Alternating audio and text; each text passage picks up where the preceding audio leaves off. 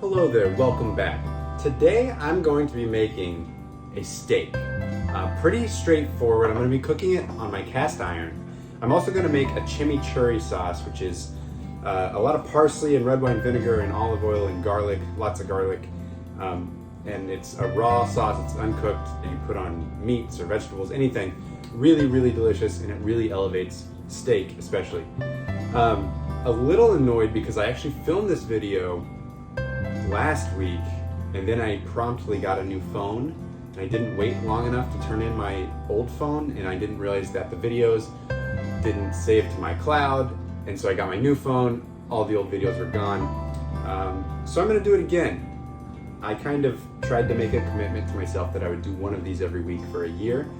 Nobody's waiting on them, except maybe my mom. Other than my mom, nobody's waiting on them. I'm just kind of trying to prove to myself that I can do it and stick to the schedule. So, I didn't put one out last week, but I did film a video last week. So I'm counting that as sticking to the schedule. Anyways, I'm gonna go ahead and get going on this. It's important that your steak is about room temperature. So bring it, out of the fridge 30 minutes before you cook it. And you can season it, up to like 8 hours ahead of time if you want. You can't really season it too early unless you're doing it days and days in advance. Use quite a bit of salt because this is quite a bit of meat. This is about 1.25 inches thick. So that's all I'm gonna do to it. Just salt it. I'm gonna set it aside while we make our chimichurri. So for the chimichurri, we're gonna start with a bunch of chopped parsley.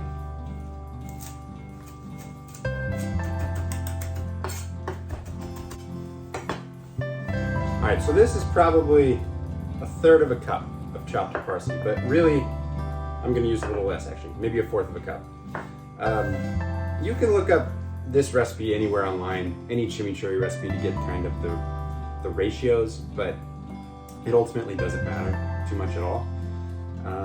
So I'm gonna do about 1/4 a cup of parsley. You can use dried chili flake, like red pepper chili flakes. I happen to have a jalapeno, so I'm gonna do that.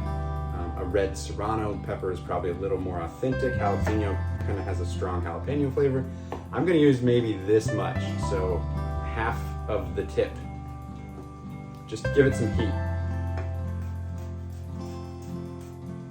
Last week when I filmed this video, I cut my finger on camera. I was excited to show you that happens sometimes. But that video is gone, so you just have to trust me that I cut my finger once. Couldn't really see anything, but it did happen while I was filming. Okay, so there is the pepper. I'm gonna do, these are pretty big cloves. I'm gonna do 3 of these cloves. Maybe 2.5, I'll see. Garlic is really strong in this dish, in this sauce, but it's really, really good. So it's up to you. Again, if you like garlic a lot, do as much as you want. If you don't like garlic much, hold back because it is raw and you can definitely taste it.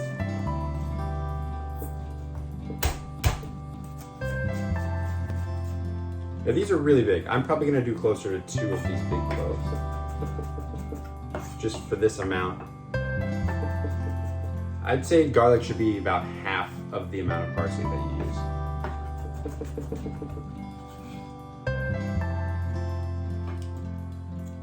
You know what? That's probably 1 clove of garlic. I could edit all of that out, but I'm gonna leave it in so you can hear how little I think about measuring as I'm cooking. So it really doesn't matter. Just kind of adjust as you're going. What feels good to you, what looks good to you, what tastes good. That's what I do. So 1 big clove of garlic. I'm gonna clean this up and I'll be right back. All right, just kind of cleaned up my board a bit. So far I've chopped up about 1/4 cup of fresh parsley, flat leaf parsley, about 1 really big clove of garlic, and 1/2 of a tip of a jalapeno. I'd say that was like 3/4 of a teaspoon if I had to measure that. So to that, I'm gonna go ahead and season this with salt, just kind of a pinch of salt. Hit it with pepper. Hit it with oregano, which is very classic in this. Maybe 1/2 teaspoon. I'm gonna hit it with red wine vinegar. For this amount, I'm probably gonna do 2 tablespoons. Yeah. Then olive oil. I'm gonna do about 3 tablespoons of olive oil. I'm gonna mix it with this little baby spoon that I have for some reason. And once we're here, we just kind of let it sit while we cook the steak, and we're good to go.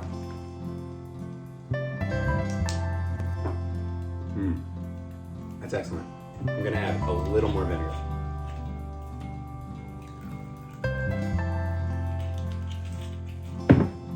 All right, good to go there. So, I've got the cast iron on high heat for like 7 minutes until it's smoking hot. Let's give it a shot. How about this angle, huh? All right, this is smoking, very, very hot. It's been going for probably 7 to 10 minutes almost. I'm going to go ahead and do about a tablespoon. You can see how hot it is because that just rolls right around. You can see the steak has absorbed all that salt that we put on it, which is good.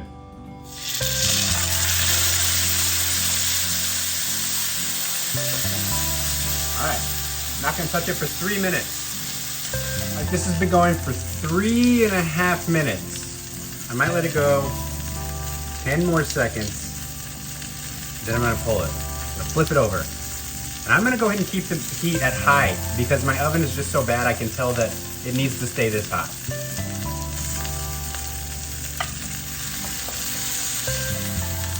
Oh yeah. See that browning? That's what you want.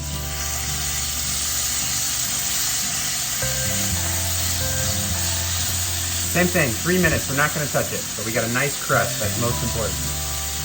So what I'm gonna do, I'm gonna use a thermometer and I'm gonna test to see where we're at.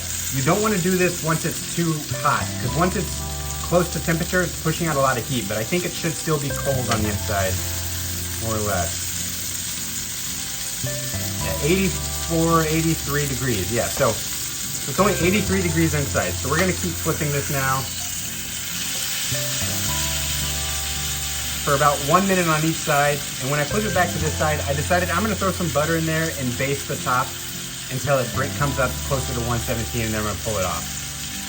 But if you have a thermometer, that's a great way to check to make sure you're on track to not overcook your meat. You can also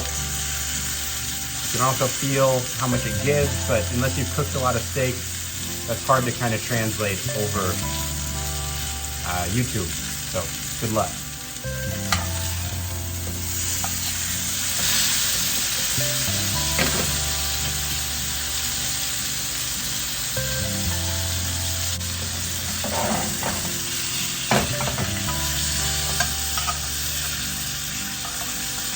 So what we're doing now is basting this steak with hot butter and oil.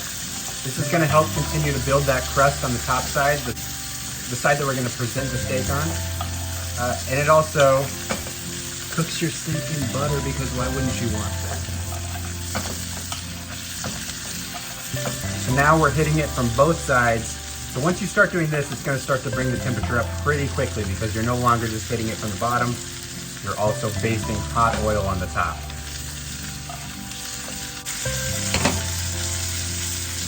All right, we're getting close. All right, I think we're there. I'm gonna kill the heat. I'm gonna set this on a pan to rest. I'm not gonna touch it for 7 minutes. What it does when it rests is, right now there's a lot of heat inside pushing out, because we've been pushing, just pumping heat from all sides into this steak. If you were to cut it open right now, all of that pressure is just gonna push all the juices out of this steak. There's gonna be juices all over your plate, and your steak will be very dry. So if you let it come back down to temperature, down to 115, 110, it's still gonna be hot when you eat it, but the juices will have relaxed and redistributed. You never wanna cut a steak until you've let it rest for 5 to 10 minutes. Otherwise, it will be dry.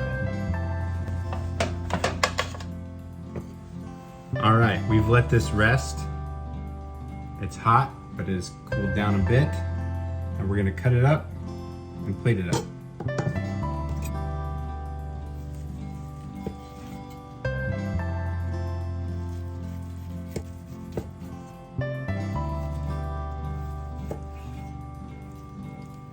I mean, look at that. Do you see how perfectly cooked that is?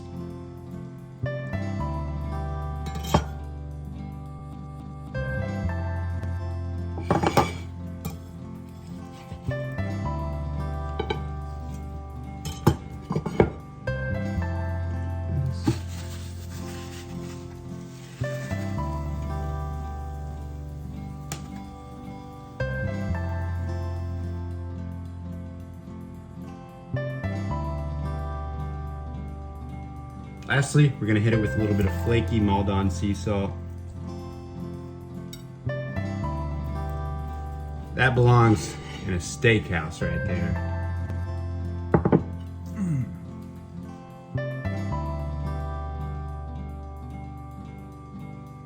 Well guys, there you have it. It is the second time I did this, but it actually worked out because this one looks even better. The pictures are better. The cook was better. I'm sure it tastes even better, even though last time was amazing. Yeah, this is amazing. Try this. It's easy, and if you mess it up, then eat a well-cooked steak, and who cares? But do it for your friends and your family, and enjoy it. Do it for yourself. Eat the whole thing on your own, like I'm gonna do. Thanks for watching. See you next time.